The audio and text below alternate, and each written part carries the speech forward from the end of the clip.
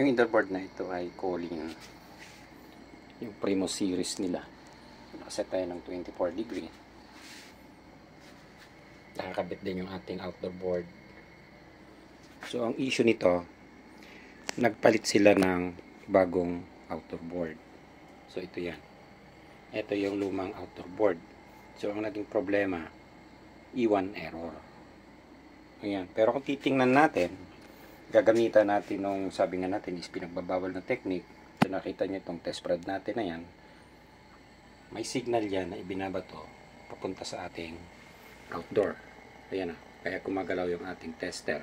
So nakaset tayo sa 50 volts DC. Gumagalaw yan. Ayan. So dapat magkaka-receive siya ng error sa indoor. Para mas madali natin makita, bubunutin natin itong sensor na ito. Ayan. So binunot ko yung sensor na to. Nakikita nyo yung blinking ng ilaw. Ayan, bumilis. Ibig sabihin, na-detect ng outdoor yung error na tinanggal natin yung sensor. Pero magtataka tayo dito. Hindi nare-receive ng indoor board natin. So 24 pa rin. Dapat maglalabas siya ng F1 error. Ito. Pero kung titingnan natin, yung signal na ibinabato niya papunta ng outdoor, ayan siya. Gumagalaw siya. Then, na-receive din ng ating outdoor. Ayan. Dahil tanggal ang sensor, kaya nagkaroon ng blinking. So, pag binalik natin yung sensor, ayan. Napapansin nyo yung blinking, bumagal. So, antayin natin kung E1 error talaga ang ilalabas na error niya.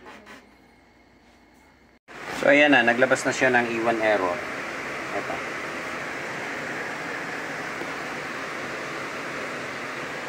Ayan. So, ang tanong ngayon, alin yung may problema? Itong indoor board or yung outdoor board? So, yan. Lumabas na yung error niya na E1. So, yung outdoor nito ay bago. Ito yung isang outdoor na pinagpalitan. Pero, naglalabas pa rin siya ng E1 error. So, ito yung naging problem. Hindi tayo sure kung ang problema is nanggaling dito sa indoor board or nanggaling dito sa outdoor. Pero, bago na itong outdoor natin. Then, pag tinignan natin ang signal, kaya malilito tayo. Ayan o. Gumagalaw siya eh. So, ibig sabihin, nagbabato siya ng signal. Nagbabato ng signal yung ating indoor board. Papunta doon sa outdoor. So, ang problema nga, kahit magtanggal tayo dito ng sensor, dapat madidetect niya yung error, pero hindi siya naglalabas ng error.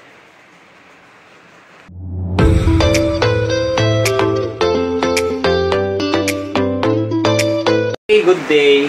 Ayan. So, yung ginagawa naming unit dito is ito nga yung problema, E1 error. Ito, pinalitan na ito ng outdoor. Ayan, so bago na yung outdoor. And naglalabas pa rin ng E1 error. So yun yung problema natin kasi yung ibang pamamaraan na ginagawa natin is nagbe-base tayo sa tester. Kapag gumagalaw yun, sabihin mo pumapasok na signal. Pero, ang issue nga, kung ganito, nagpalit na tayo ng outdoor, naglalabas pa rin siya ng communication failure o communication error. So, dinirekta na rin natin yan, tinanggal na namin ito, nakadirect na siya na connected from indoor to outdoor para makita natin kung ano pa yung lalabas na problema. So, yun. So, ang lumabas nga is 1. Ayan. So, ito yung problema kasi ang magiging findings yun nga nangyayari kasi sa atin is kapag ganitong problema is yun yung trial and error. Pero kahit kami naguluhan dito sa problema na ito dahil pinalitan na nga nila yung outdoor board, E1 pa rin ang nilalabas. So maaaring hindi nila sigurado yung papalitan, pero kung kami ang tatanungin nyo kapag ganitong sistema ng problema, hindi rin namin talaga masisigurado kung galing sa outdoor o galing sa indoor. Dahil kung titingnan natin yung pamamaraan na ginagawa lang natin, is gumagalaw doon sa tester na nagbabato ng signal. Kapag nagbabato ng signal yan, ibig sabihin, maaaring mabasa niya yung outdoor. Pero ang problema nga is, hindi lalabas niya pa rin yung error na E1. Ayun. Kaya medyo mahirap i-analyze yung problema. Mapwera na lang kung meron kang pang actual na board. Yun yung the best na solution na pwedeng gawin. Or pamamaraan na pwedeng gawin. Mag-a-actual ka talaga ng board. Kaya minsan, yun yung nangyayari dito sa ganitong problema na may mga problema na hindi tayo naiintindihan ng customer kasi ang ginagawa natin ay trial and error. Ika nga. Kahit kami, umaabot kami sa ganyan.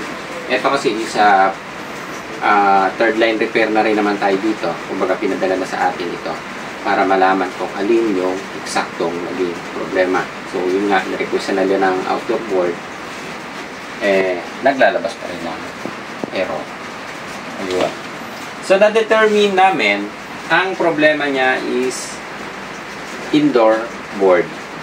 So kung paano namin nakita ang problema, syempre ang ginawa namin, nag-actual kami ng bagong indoor board para sigurado kami. Ayan. So ikakabit ko itong bagong indoor board. So ito yung dumating na ni-request natin na bagong indoor board. So ikakabit ko siya para makita natin, ipapakita ko sa inyo kung madidetermine niya o mababasa niya na yung outdoor. Yun. Okay. So ililipat ko lang itong mga terminal. Yan. Itong board na to, bago na to. Ito yung ni-request namin na board. So alam na namin kasi na ang may problema dito is indoor. Yun yung ginawa namin kasi dahil may pang-actual kami dito sa unit. Ayan. So hindi na namin muna ini-option na i-repair yun kasi dito sa amin, first option talaga is replacement talaga ang pinagagawa namin. Hindi repair. So ayan. Nag-agree naman sila sa replacement kaya eto na yan. Ikakabit lang natin yung bago.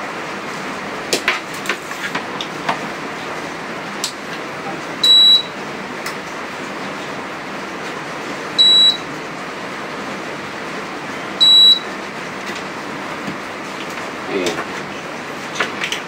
So para mabilis yung makita kung ayan na, naglabas na siya ng P4, nag-iba na. I-off muna natin para ma-reset.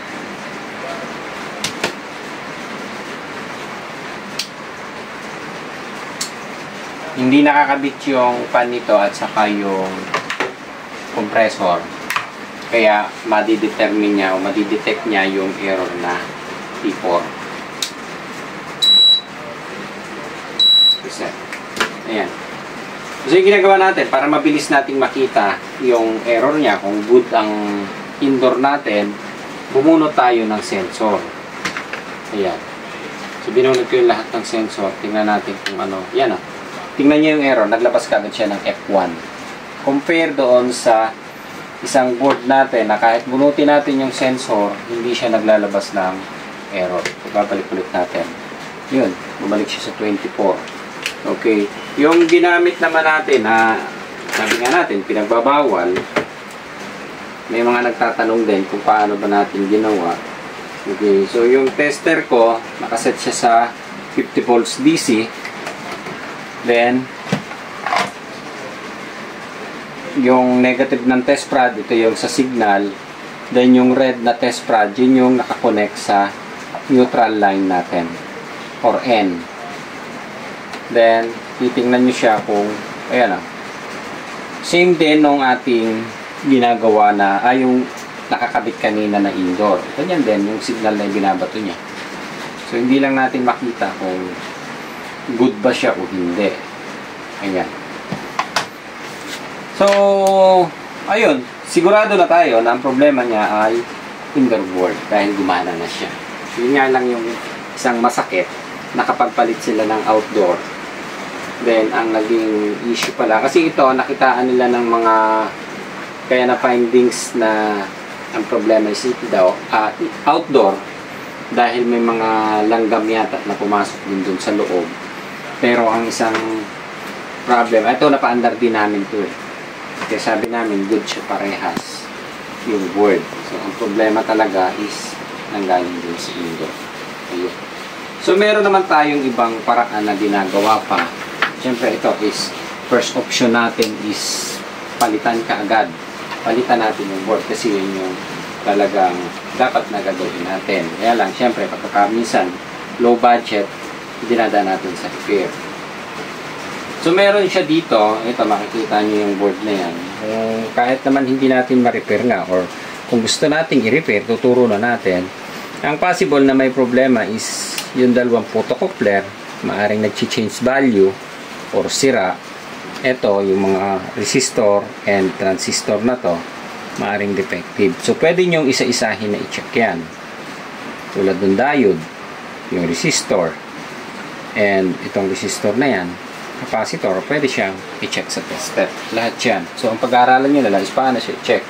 Yung photocoupler, medyo mahirap i-check. Pero, anong tawag dito? Meron naman tayong mga ginawang video tutorial sa pag-check ng photocoupler. So, ang gagawin natin, itatry natin i-repair itong mga resistor nito and yung mga diode is chinek na namin yan.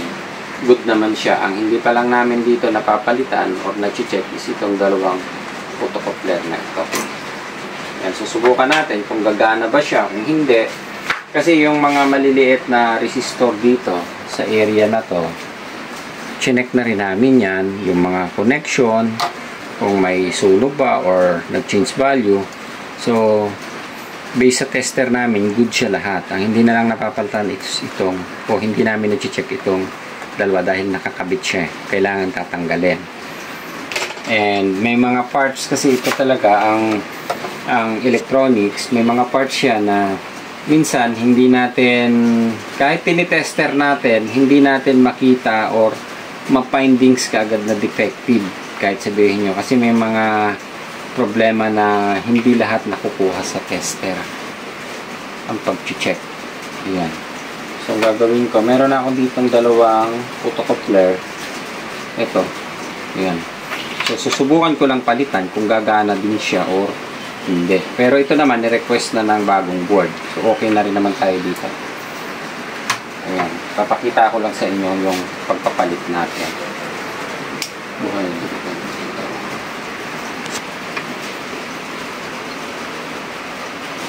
Ayan. So, papalitan ko lang to. Kung paano i-check tong photocoupler, sundan nyo na lang doon sa ating...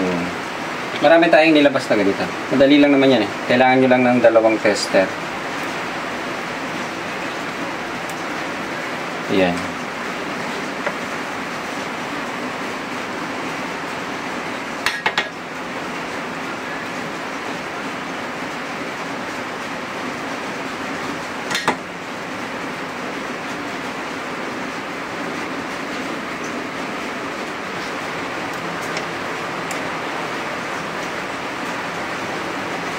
Okay, so papalitan natin siya ng dadalawahin na natin.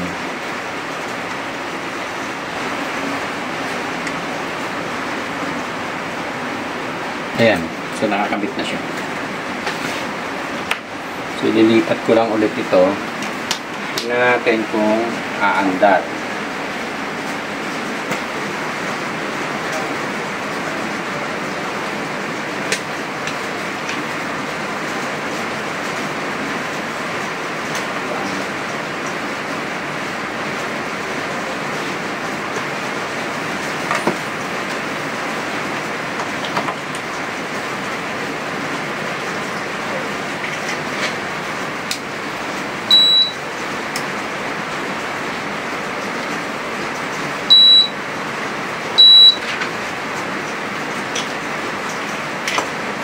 Ayan.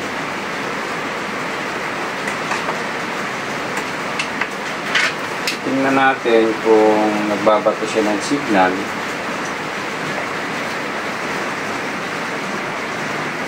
Ayan. So, ganun pa rin siya. Ganun pa rin, ah.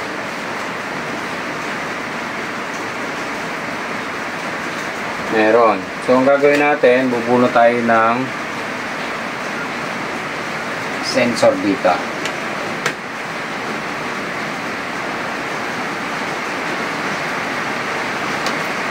Ayan.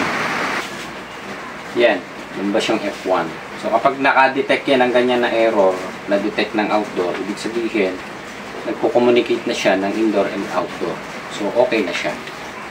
Ayan. So, bago naman yung ating outdoor din. Kaya lang, nagpalit na rin sila. Ay, nagpalit pala sila ng outdoor.